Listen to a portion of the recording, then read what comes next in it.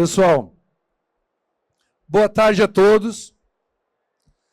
Nesses momentos ímpares da feira hospitalar, esse talvez seja um dos momentos mais importantes do que a gente pode mostrar, dizer para vocês e, na prática, poder repartir com vocês como será o que já é o novo mundo da inteligência artificial na saúde. A MV vai mostrar para vocês aqui a nossa... Então, aqueles bebês que estão por aí, né? Reborn. Nós vamos mostrar, de fato, os médicos virtuais, os agentes médicos virtuais, capazes de cuidar da saúde e ajudar os profissionais de saúde a terem mais acuracidade no dia a dia dos seus tratamentos e no dia a dia também da vida das pessoas, porque esses profissionais médicos virtuais, eles vão interagir no dia a dia das instituições de saúde, trazendo aquilo que a gente tem falado muito, que é essa maior acuracidade. Então, hoje nós vamos mostrar para vocês como funciona os nossos agentes das nossas Mavis, ou a Mavi com diferentes caras. Então, eu escrevi aqui uma escrita, porque o meu cérebro já está bem devagar, né? Nós temos aqui o Dr. Kleber, o nosso CMIO, uma pessoa que já convive com esse nosso mundo da MV há muito tempo. Aqui nós temos o Dr. Pedro, o nosso mestre em A, cara mais alto que eu, talvez dos poucos, além ele e o meu visor do futuro, o Sócrates, que são os poucos que eu consigo poder olhar para cima, né, Tiago? Poder olhar para o céu. Então, Pedro, vamos começar pelo conceito. A Mavi nasceu como uma IA voltada exclusivamente para a saúde. O que diferencia a tecnologia dos demais assistentes de mercado? E qual o impacto real que ela começa a trazer para a rotina médica? E quando ela vai estar disponível? O que é isso? Como é que funciona esse negócio? Doutor Pedro. Vamos lá. Bom, a Mavi ela foi criada para a MV e esse é um diferencial, porque a MV é a maior empresa do Brasil em saúde e nós temos as melhores bases de dados e quanto melhor são os dados, melhor é o resultado de qualquer coisa que você produz a partir deles, né? Tem um livro famoso aí que diz que dados são o petróleo. Então, quem tiver o petróleo atual vai poder construir mais riqueza a partir desses dados. Então, o grande diferencial da Mavi é porque ela está sendo construída, ela está no seu início, mas vai ainda aparecer muitas novidades ao longo do ano. Ela está sendo construída com aquela que deve ser a maior base de dados em saúde do Brasil e, a partir disso, a gente pode ter esse grande diferencial. Ela está sendo mostrada aqui agora, vai começar a ser utilizada em alguns parceiros para então a gente entender as necessidades de evolução e com isso a gente fazer aquilo que poucas pessoas poderiam imaginar que estaria tão cedo acontecendo de forma tão integral em todo o ambiente que faz parte do ecossistema MV. E uma IA com reconhecimento da Anvisa e com LLM própria. Isso aí. Temos grandes projetos para executar nesse ano, né? Nós fomos agraciados com alguns projetos da FINEP, que a gente já está no início dessa execução de ter a maior LLM, que são esses chat GPTs e seus similares, a maior LLM em português e em saúde do Brasil, porque a gente tem o compromisso de fazer isso a partir de um projeto que nós ganhamos na FINEP, que foi considerado bastante inovador. Além disso, Pedro, como foi o desenvolvimento da Mavi do ponto de vista técnico e científico? Quais foram os principais desafios para criar uma IA realmente capaz de entender a linguagem e os fluxos clínicos e como garantir confiança e acurácia nos contextos tão críticos como o da saúde? Bom, a construção de qualquer tecnologia nesse sentido, você tem que ter muitos dados, esses dados têm que ser curados, têm que ser avaliados para poder ser utilizado, e além disso a gente tem que ter uma equipe que fique analisando as coisas que estão acontecendo com o seu uso, podendo identificar que existem cenários que não estão adequados, cenários que estão adequados, fazer correções no direcionamento e ter essa equipe trabalhando de forma constante. É um trabalho que não para, como dizem aí, quem constrói casa, nunca a gente termina, vai ter sempre que estar melhorando, melhorando e melhorando. Mas para isso a gente conta com gente boa, como o Dr. Kleber aqui, para nos ajudar nessas orientações e nesses guias do que pode, do que não pode, do que deve e do que não deve, para a gente tentar ter esse uso aí bem equacionado para o que é necessário no dia a dia. Dr. Kleber, uma das maiores inovações dessa plataforma é a Mavi na forma física. O que é isso? Comando de voz específico para a cirurgia. Como essa solução muda a dinâmica no centro cirúrgico e quais são os ganhos esperados em segurança, agilidade e qualidade na assistência? Já vou emendar a segunda. Apesar de toda essa automação, a ideia é que o médico continue a ser o centro da decisão, com mais suporte, agilidade e segurança.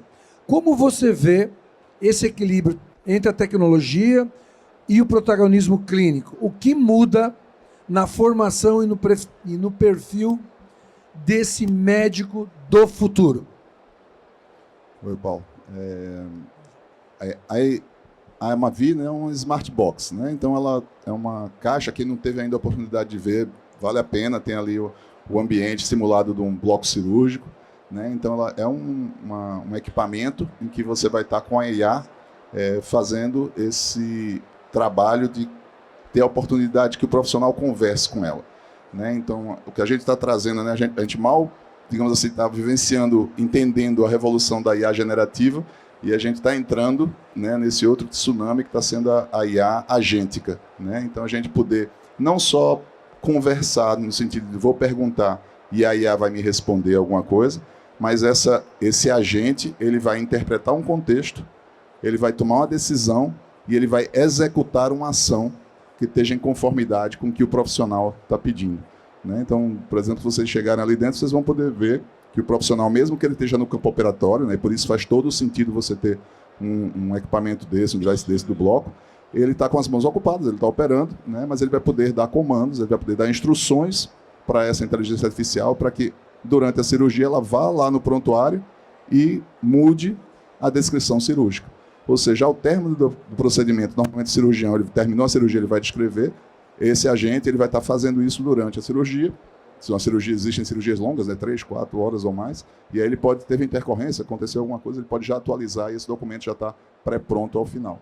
Então, além disso, existem outras funcionalidades que os agentes vão poder estar trazendo para dentro do bloco cirúrgico, né, todos esses cenários que a gente vai poder estar explorando, por exemplo, do cirurgião pedir, olha, Mavi, eu estou precisando revisar essa tomografia, né, e ela abrir ali a tomo, ou dizer, Mavi, me lembra daqui a 3 horas para eu fazer o repique do antibiótico para esse paciente, né, porque às vezes você tem que fazer antibiótico profilaxia durante o ato cirúrgico também, né? Ou a cirurgia terminou, né? Quem trabalha dentro do hospital às vezes entende que existe uma limitação, né? Alguém tem que anotar que a cirurgia terminou, se você não usar tecnologias mais avançadas, né? Isso implica no tempo de limpeza, no tempo de controle, de gestão daquele ambiente.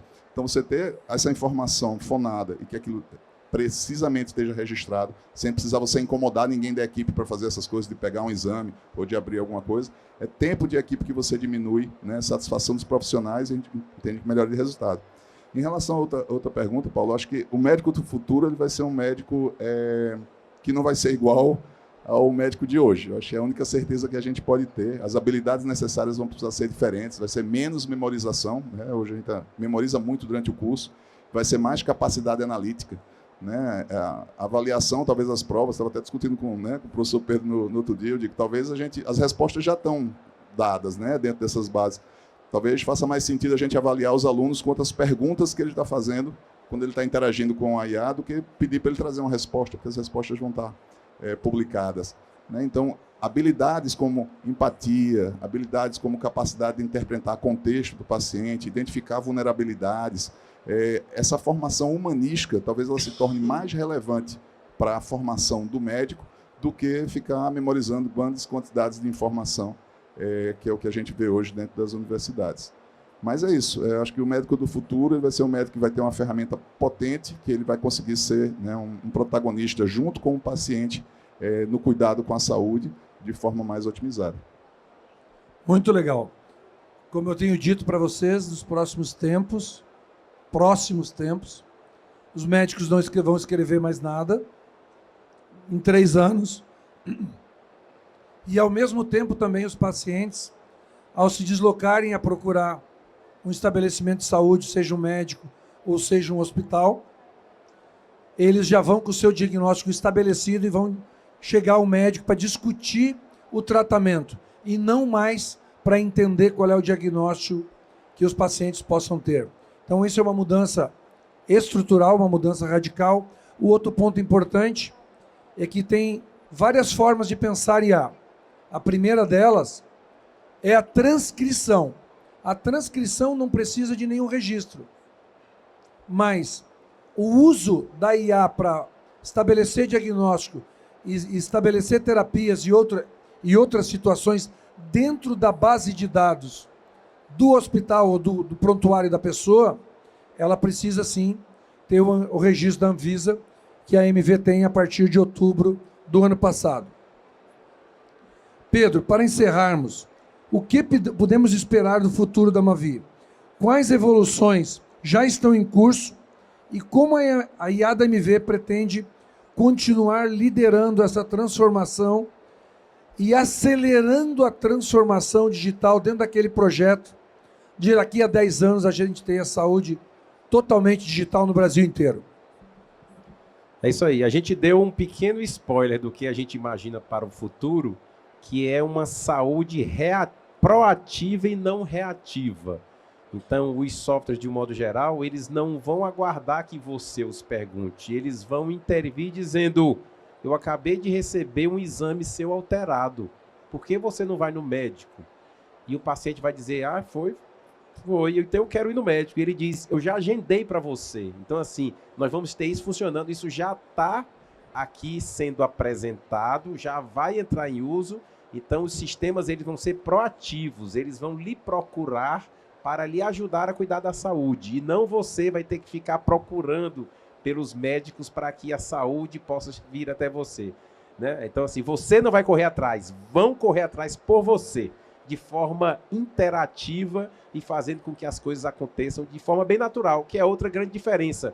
Interfaces conversacionais com linguagem natural, como se você estivesse conversando com um colega do lado, tirando dúvidas e ela respondendo de uma forma que você entende, sem termos técnicos, mas com toda a informação que é necessária para que você possa se cuidar melhor. Dr. Kleber, na tua visão, sem protocolo nenhum, tu acha que nós vamos até onde com o uso da inteligência artificial, seja na assistência, seja no prontuário, mas na vida do paciente e do médico? Na tua visão de futuro, olhando ali na frente, o que você consegue enxergar ou o que você almeja enxergar? Então, Paulo, a capacidade de memória, dados, processamento que a gente vai ter dentro de uma caixinha dessa, né, de uma IA, não dá para competir, né, com o humano. Então, eu acho que cada vez menos a gente vai ficar dependente desse processamento do humano. Tanto os médicos como os pacientes vão poder beber dessas bases de informação. Mas o que é que vai, né, minha expectativa, o que é que a gente vai conseguir melhorar, não precisando gastar energia com isso? Vai melhorar a gente poder estabelecer relação, né? A gente voltar a ganhar na relação médico-paciente. Essa tecnologia, por exemplo, que ela ouve o que a gente está falando e transcreve, já me permite olhar no olho do paciente durante a consulta. Normalmente eu olhava para o paciente e olhava para a tela, olhava para o paciente e olhava para a tela. Então, já começou a mudar, essa revolução já mudou. Então, a partir do momento que a gente conseguir construir relações com as pessoas de modo mais duradouro, essas relações vão ajudar a gente a navegar esses diferentes tipos de tecnologia. O que uma IA disse, o que a outra disse, o que a IA A, o que a IA B falou. E enquanto humano, o profissional vai poder ajudar aquele outro humano, tendo acesso a essas tecnologias, a navegar dentro do sistema de saúde, fazer tomada de decisão compartilhada de forma mais precisa. Menos energia para a parte biológica e talvez mais energia para os aspectos psicossociais e as vulnerabilidades que nós temos e que influenciam nos nossos resultados de saúde. Kleber, quando tu estás de frente de um paciente, que você obviamente informa que a tua relação, a partir daquele momento, toda a sua consulta vai estar gravada, você vai estar com aquele registro ali de forma absoluta. Como é que o paciente, como é que fica aquela relação de intimidade médico e paciente com esse dado sendo apontado, sendo gravado? Como é que os pacientes têm encarado esse desafio que, ao meu ver, ele traz uma transparência muito grande na relação médico-paciente, mas, de certa forma, é uma intrusão. Eu posso falar da minha experiência prática, né? Então, já venho usando essa tecnologia já faz, né, vários meses. Sempre, ao começar a consulta, eu informo o paciente, diz, olha, eu tenho aqui uma IA que ela vai ficar ouvindo a nossa conversa e depois ela vai ajudar a escrever. Então, ela vai, né, me ajudar na escrita, no registro da nossa consulta. Tem algum problema para você? Até agora, não tive nenhum paciente que recusou-se. Tá? Então, existem até, né, opções de você pausar, né? A tecnologia já foi feita nesse sentido aí, que facilita, mas até agora não precisei. Todos os pacientes aceitaram, se deram bem, depois eu inclusive mostro, olha aqui o que ela escreveu, coisa tal. Poxa, anotou isso aqui da minha mãe. Então, é algo que está entrando, né, na prática clínica, e eu acho que cada vez mais colegas vão estar aderindo a esse tipo de tecnologia, se beneficiando, né, tanto o médico como se beneficiando o paciente, ter uma experiência de contato mais direto com o profissional. E as misturas de informações que acontecem na conversa de um médico com o seu paciente sobre futebol, sobre outros temas que não são atinentes àquela consulta ou àquela entrevista. Como é que a IA trata isso? Isso é muito legal. Foi uma das coisas que me assustou no início, né? Porque ela pega a conversa, digamos que o paciente falou, não, porque minha vizinha estava tomando tal remédio, queria saber se serve para mim, e aí eu, né, então torço por tal time de futebol. Seja qual for a conversa que você tiver que não tiver relevância clínica, ela vai ignorar esse trecho da transcrição e ela vai colocar, olha, a queixa principal do paciente foi tal, né, as comorbidades foram tal, os antecedentes familiares foram tal, ou seja, ela vai identificar aquilo que é relevante dentro do seu formulário ali de registro clínico e ela vai trazer aquela informação para ali. Então, assim, é meio mágico, não sei como é que ela faz, acho que só o professor Pedro aí consegue explicar, mas ela consegue, né, entender o que é que tem relevância para a gente anotar e o que não tem. Como é que isso acontece, Pedro? Isso daí tem uma teoria bem interessante, que no final das contas, todas as palavras e frases, elas viram números, né, vetores, e eles calculam a distância entre os vetores para trazer só as coisas que estão próximas. E com isso você descarta aquilo que está distante. Então, se a conversa é sobre tema saúde, eu digo que quero só resumir as coisas com saúde, ele nota que algumas coisas estão próximas desse assunto e outras estão distantes. Essa eu descarto e essas eu trago para dentro da minha conversa. É matemática no final das contas. Eu, como engenheiro, eu sou médico formado em engenharia. Não, sou só engenheiro. Então, para mim, isso é bem natural, mas é uma nova fronteira. Nós estamos diante de um novo mundo. A única certeza que nós temos é que esse mundo já existe e cada vez mais ele vai permear nossas vidas.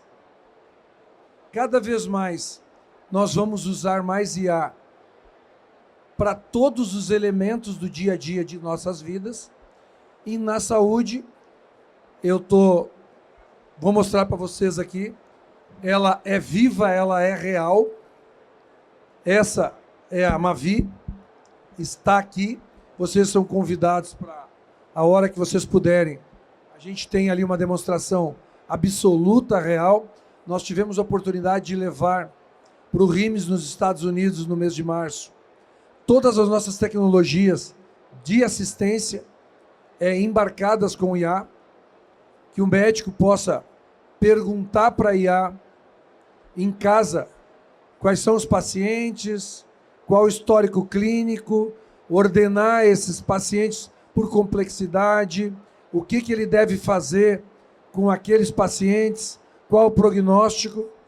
Então, nós levamos isso primeiro, expusemos lá fora, e agora, para hospitalar, nós materializamos como um instrumento físico, como uma Alexa, que vai ser o elo de ligação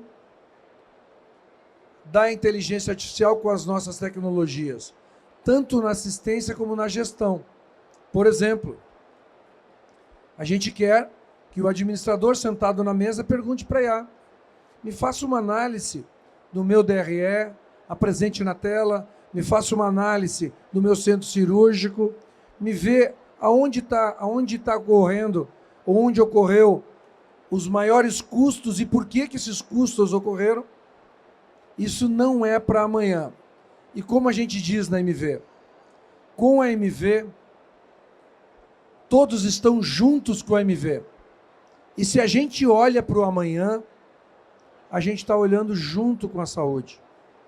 A gente está olhando junto com os profissionais que fazem saúde todos os dias. Se fala muito na possibilidade que a IA vai substituir isso ou aquilo. Nós olhamos a IA todos os dias para que a IA seja um elemento de apoio para os profissionais de saúde não sofrerem tanto com os afazeres diários que às vezes consomem muito mais tempo do que o tempo que eles deveriam estar utilizando para cuidar das pessoas.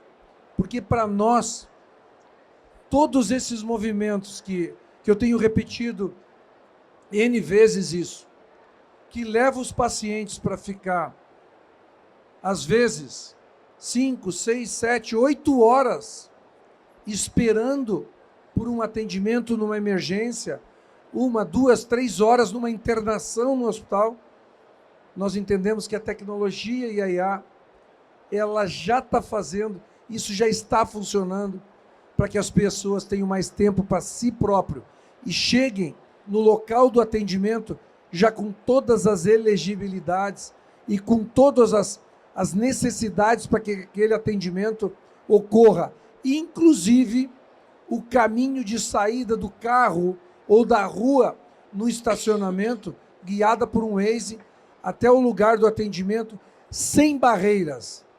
Por que nós temos que fechar uma catraca ou uma porta de vidro? Deixa ela aberta, a gente vai fechar quando precisa. Em vez de tu fechar para abrir, tu vai abrir para fechar quando tiver um paciente que não está elegível para passar naquele caminho, porque o reconhecimento facial é muito fácil. Lá na China, quando a gente anda no aeroporto, de vez em quando de vez em quando uma pessoa é captada na rua e levada para uma sala. O reconhecimento facial descobriu que essa pessoa estava com febre ou alguma anomalia e ela está sendo retirada do caminho para entender o que está acontecendo com ela. Por que nós não podemos fazer isso em todas as entradas do sistema de saúde?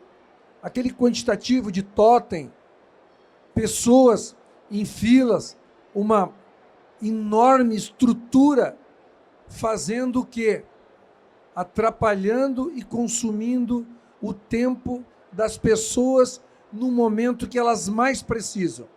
Então, gente, está aqui a nossa IA, está aqui a nossa Mavi, ela é real, ela é física, ela já funciona, nós já temos clientes usando.